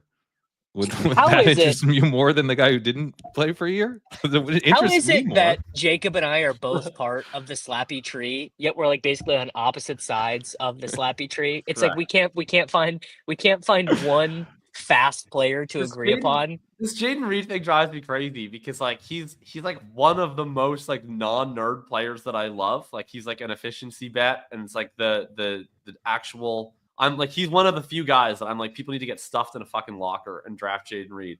And sure enough, but he's a slot, Jacob. You can't say he's like football players. Do you want to know? Do you want to know what it is that kind of disqualifies Jayden Reed from that boy nice group? When he gets tackled, it like he does not bounce right back up. He gets tackled and he's kind of like adjusting his shoulder pad. It's like, oh God, you know. It's like Marvin Mims. Marvin Mims will get tackled by safety and then just pop right back up and do the first down point. Punch you in the face. Yeah, you know why, Davis? Because he's about to go sit on the bench for the next 2 snaps. So is Jayden Reed. Jayden Reed tags Romeo Doubs to come in for him. Marvin Mims just saunters off the field, gets some Gatorade, just watches the next play. Like, yeah, it's easy for him to pop right back up. It's about to get a break. Now, is this true that he put on weight? Has Jayden Reed put on weight? Because that could sway me. I don't want him to put on weight. I never want like players who rely on athleticism to be putting on weight. Like Devon Achane put on weight last year. I didn't like that experience. Yeah. Ended up being net good for Achane to put on weight, by the way. I didn't like it. It was really bad for Pollard. Pollard, really bad. Also, example broke his of ankle. putting on weight. Don't break your ankle and then put on weight. That's my advice. What kind of weight? Yeah, the only player who it's ever been good to put on weight was ironically Ronald Jones. Even then, it wasn't that good. He managed to like eke out that one season, but then it was over. It's not Lamar Jackson. That's one more season that he would have had. Lamar Jackson put on weight. He made the deal with the devil. He made it. It was like, give me this 1 year. Lamar Jackson put on weight, and then a year later, he's like, no, I'm done. Ronald's house. Yeah.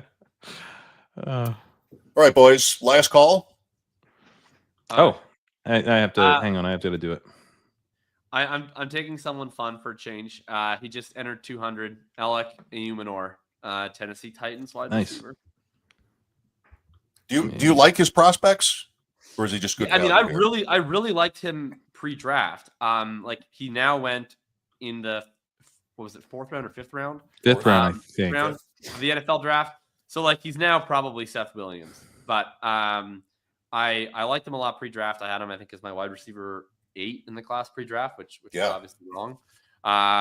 Has like earned a ton of targets. The issue with his profile predominantly is like he was an inefficient player in college, but Ashton Daniels is like the worst college quarterback ever. I think he had 6.2 yards per attempt. So he's like the kind of bet that I would like to make. I really wish he went on day 2, but he'll have an opportunity in Tennessee, man. Like it's Calvin Ridley is manning one of the slots. I'm sure Tyler Lockett will start like week 1, but that's like a pretty movable piece with Tyler Lockett. And I have no idea who the wide receiver 3 is going to be. So. And is he not from Saskatchewan or Alberta? He's Canadian. He's definitely Canadian. I can't tell you where in Canada he's from, but I'm going to look that up right now. Okay. He's from Medicine Hat, Alberta. There you go. Medicine Hat, Alberta. Love it. Yeah. Pat, or rather, Davis, what if Pat Bryant's name were Alec Ayomanor? Would you like him that much more? 11th round pick, probably. Yeah. In Best Ball Mania. All right. I don't think this one will get taken. But this works with the little stack I have going because I have Milroe and Horton. I'm going to do Elijah Arroyo. You already have him. I already have him. All right. Yeah. Good news. Already have him. Good news. Savion Williams. While we're doing the That Boy Nice discourse, I will take Savion Williams, a version of Jayden Reed that weighs 220 pounds.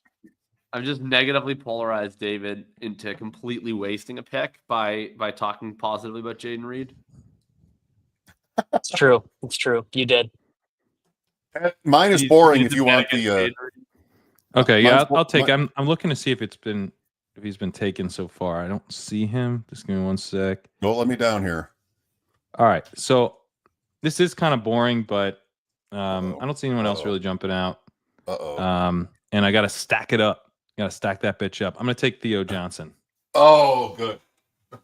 That's literally the most boring last call selection you can make. Yeah. Ew. But I think he is a draftable tight end. You can go to the end. He is. And he's someone that I am willing to actually draft. You made me nervous. It's boring, and I'm going to stack. I thought you were taking my guy, Daniel Jones. Oh, good shoot. pick. Yeah, good rep. Good rep, Mike. He's supposed to Good be rep. 100. Oh my god. 234. I have him ranked ahead of Anthony Richardson, by the way, if anyone's drafting. Wow. Thinking about you want to talk about someone who's Daniel given Jones up their play. principles. Jacob ranking Daniel Jones out of Richardson is The someone heart who's wants just totally what the heart given up wants. Yeah. I don't even think that's the heart wants. That's not what I want. That Colts is fan. not what I want. That's to a be broken clear. Colts Like, fan rank. That is not what I want. That's just what I. Where are you at? Where are you at on the? Because I was reviewing the ranks yesterday, and one of my takeaways was that like the market's been kind of low on the Colts guys, and we've been a little bit higher than market on the Colts guys. I'm higher on the Colts guys because I think Daniel Jones is going to play the whole season. Okay, yeah. My takeaway after yesterday was that we're actually not high enough on the Colts guys, and that they might represent a pretty big. And I include Pittman, which is like rare for me. You want to talk about the guy? I know. was I'm around finally in on Michael Pittman. I'm finally in. First time in my life, I'm in on Michael Pittman. Yeah. Jr. So Super I mean, and I think Mitchell gives you some upside late. Like Pierce is the only one I don't draft. Well, I don't really take Pierce. I think Pierce is actually a pretty big value. I mean, he's a great pick for the best ball format. I think he's good. Do you think his routes are safe from Mitchell? He was the most effective player on the team last year. Yeah, I think his routes are safe. Okay. Michael Pittman, wide receiver, 54. Mitchell's a bad pick. I haven't taken any. No, I haven't Mitchell, taken Mitchell is a good pick. I mean, I just take don't- Mitchell. The thing with Pierce, like I get that he's like not fun for fantasy, and I never get to have this perspective, so it's unique with Alec Pierce. But like he fills like a crucial role on the team. He is by far the best field stretcher. He's very, very good at what he does. He's also a really good blocker. There's just no reason why they would want to take him off the field. It wouldn't make sense. It would like annoy me greatly as a Colts fan if they took him off the field. But I haven't been as in on Mitchell, but he has 3-way contingent upside, and he'll still have a role where they like scheme him up some stuff. I think I'm ahead of on ADP of every Colt though. If I just let me just command F real quick. Yeah, like Will Pittman I have be the Josh cheapest Downs player? at 81. I have Yeah. Pittman at 90. Yeah. I think I'm actually behind ADP on Warren. I have him at 134. Downs we got up to 88. Pittman is at 99.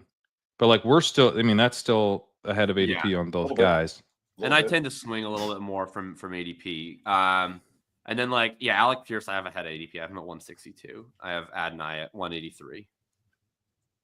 But I think that it's going to become. I could be wrong. It's not like I have any inside information, but I think it's going to become apparent in middle of August that Daniel Jones is the plan at quarterback, and Anthony Richardson is not the plan in any capacity. And I think that that's going to positively impact their ADPs. Do we know if he's called Pittman yet? Texted him. Is that still not sure? TBD? I mean, I could be wrong, and I hope that I am. I hope that we get into training camp and it's Anthony Richardson looks great. He's completely fixed his accuracies. He's going to be the quarterback of the future. Great attitude, all that stuff. That's the only way that this team has any upside. But I just think it's going to be the first 2 days. Okay, they're trading back and forth reps with the ones. Daniel Jones looked considerably better today. Anthony Richardson airmailed several 2-yard outs. What do you think the odds are that Daniel Jones is the starter in Week 17? 68%. Higher or lower than Week 1? Lower than Week 1? Higher than Week 1. I think higher than Week 1. I was thinking it was 50-50 because Jones is bad enough to get benched for Richardson later. I think that the most likely option, to be honest, is that Daniel Jones starts the season and then either gets hurt or is benched for Richardson. Richardson gets his last chance. Is probably Anthony hurt, Richardson, and then Jones comes back in and then finishes the season. I almost thought it was the opposite. I thought Richardson would start as the final, okay, you did enough to beat out this bum in camp, but it's a short leash. He gets benched for Jones. Jones is so bad they go back to Richardson. Everyone gets fired. I liked him. They're both bad, and Riley Leonard starts Week 17. I think Richardson is tough to put back in once you make that move in the first place. We did it last year. I agree. Yeah, that's true. They did do It's it last becoming year. more common. I mean, Bryce Young, Bryce, that's right. Bryce Young. That's car right. accident changed his life. I just I don't know, man. It's the plan for Sykin this year is very simple, and it is make the playoffs or enjoy unemployment. And I just think he looks at this and he's I've won games with Minshew and Flacco. I can definitely win games with Daniel Jones, but I don't know if I can do anything with Anthony Richardson. But what I think is happening with the wide receivers is that we're spending a lot of time thinking about who starts at quarterback because it's kind of fascinating and it's a puzzle that we just don't have really enough information. Fascinating isn't the word I'd use, but yeah. Well, it maybe not where you're sitting, but soul destroying. Yeah. Soul destroying. Yeah, sure. Yeah. But it's a very difficult situation to predict. But what it's leading to, I think, is just that uncertainty bleeding into the wide receivers where it's well, I don't want these guys because I don't know how it's going to play out at quarterback. But it's going to play out somehow at quarterback. Same thing that's happening with the Browns. Well, no, I don't think it's like the Browns. I don't think it's like the Browns. I think the Browns, there are no good options. This could be most likely the Browns are just a true dumpster fire. But Daniel Jones playing for the Colts, it should be okay. They've been productive with Gardner Minshew. When I say they, I mean these receivers have been productive with Gardner Minshew, with Joe Flacco. They don't need some great quarterback. They just need they need Richardson to be playing well enough to hold off Jones. I feel like that is not my experience with Daniel Jones. I feel like my experience with Daniel Jones is different. I think people I don't want to ever see Daniel Jones play a game for the Colts. My preference as a fan would obviously be that Richardson plays and plays well. That's the upside scenario. But I think if Jones plays, I think he will play. I think he's going to be completely fine. This team is a really good setup for a quarterback. It's a shame that Richardson sucks so much. Steichen is a very good play caller. They're going to have a good offensive line. They have more good wide receivers than they need. They don't have an elite wide receiver, but they have 4 pretty good ones. They're going to have a good tight end now. They have Taylor at running back. This is a really good spot. Jones is going to be protected. They're going to have smart play calling. They're going to do a ton of RPOs. He's going to be put in a position to succeed. I think that the idea that Daniel Jones is worse than Gardner Minshew by some significant amount is not accurate to me. I think people act like he's the worst quarterback ever, he can at least be Gardner Minshew. I'm pretty confident he can be Gardner Minshew. Jones is toast. Joe Flacco is so much better than Daniel Jones. Like, no, he's not. Joe Well, Flacco's not better than Daniel Flacco's Jones. he's for fantasy. He is though, not even inarguable. Sure, because they have like a weird thing where somehow every time Joe Flacco plays, they're like, I guess we have to throw 50 times. I don't know why that became an agreed upon thing, but it became a thing. Because so Flacco's so old that he believes that RPO is trickery. He's like, I think RPO is dishonest. You should just line up and beat him man to man. It's also that we just like weren't capable of running the ball with Flacco because he was like so immobile that the teams just would just, you couldn't actually have a running game with him because you can't do any RPOs. So you just have to call a bunch of throws. But I don't know. I think Daniel Jones is not that bad, is all I'm saying. Like he was actually pretty decent for the Giants, what was it, 3 years ago? Then he tore his ACL the next year. And then like last year he was obviously not good. But like the situation's way better than they have with the Giants. The O-line's way better. They have way more receivers other than just Malik Neighbors and Wan'Dale Robinson, who has 140 targets and couldn't clear 700 yards. He's still in the framing of high first-round pick that was, overpicked and then extended by the Giants and all the spotlight on the New York play. Yeah, I agree. He's better. He's not as bad as they say. And some of the ways that he's bad don't matter to me for this team. Like, the guys I care about are Downs and Pittman primarily, and then you're talking dart throws after that. But the two main guys are shallow guys, or they're intermediate guys at least. They're not deep threats. Like I think some of the criticism on Jones is like around his deep ball ability and stuff. And it's like, get the ball, like RPO, get the ball out quickly to Downs and Pittman. If you can execute that stuff, then we're cooking. Because the bottom line is that Downs is just a much, much more talented receiver than the guys he goes around. Downs is a really good receiver. Pittman is, as much as I don't like Pittman, he's better than the receivers he gets drafted near. Like he is. Sure. So I just get the upside of like, these guys are better than the player. Someone used that with Hollywood later. Like, he's so much better than the players around him. I kind of don't agree, but I think that these guys are. That Downs is just like a much better receiver than the guys he gets drafted near. Pittman's a much better receiver than the guys he gets drafted near. And so, like, I don't know how it's going to, like, it could be Richardson taking a step, maybe it could be Jones, like, but I think, like, I do like getting to bet on talent here, and something has to break my way. I don't know what it is. The market doesn't know what it is either, which is why these guys are going where they're going.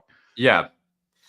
And especially in our game, because it makes them harder to stack. So people are like, I don't want to take a Colt. I've had that experience where if I don't have stacks lined up already, I'm like, I really want to take Downs or Pittman, but I don't want to stack either of them. So then it's like, what do I do? I'm going to end up being very, very high on them, though. I'll probably be above 20% on each of those guys. I don't think you need to. Don't feel obligated to stack it at all. No, like part of the appeal to me is that, like, I don't have to figure out how this plays out. I just get to bet on these underpriced talents. Yeah, Duval and the King's horses, Indianapolis, Jacksonville in week 17.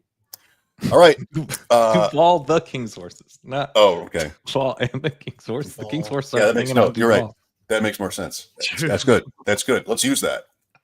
We did use that, and we will continue to use that on future episodes. Duval, the King's horses. Yep.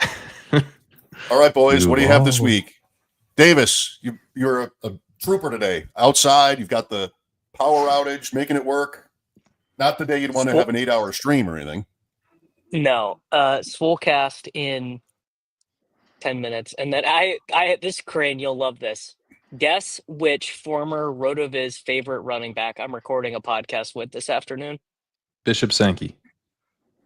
More RotoVizian than that, in the sense that we were the only people on earth who cared about him. Eno Benjamin.